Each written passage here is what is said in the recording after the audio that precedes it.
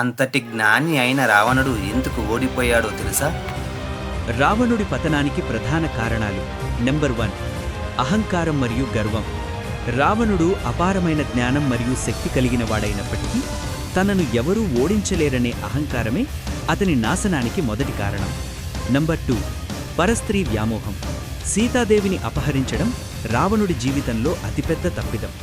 ధర్మానికి విరుద్ధంగా ప్రవర్తించడం వల్ల అతని పుణ్యఫలం క్షీణించి పతనం ప్రారంభమైంది. నంబర్ 3, శూర్పణఖ ప్రతీకారం. తన ముక్కు కోసినందుకు రాముడిపై ప్రతీకారం తీర్చుకోవాలని శూర్పణఖ వేసిన ప్రణాళికలో భాగంగా సీత గురించి రావణుడికి చెప్పడం అతని మనసును మార్చింది. నంబర్ 4, సలహాలను నిర్లక్ష్యం చేయడం.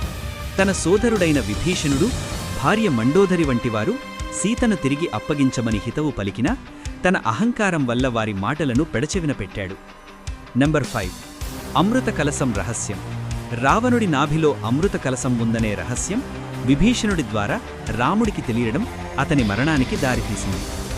ఈ వీడియో మీకు నచ్చితే లైక్ చేయండి, షేర్ చేయండి. మరిన్ని ఇలాంటి ఆసక్తికరమైన విషయాల కోసం మన ఛానల్ రైజ్ విత్ సూర్యాని ఇప్పుడే సబ్స్క్రైబ్ చేసుకోండి. Thank you for watching.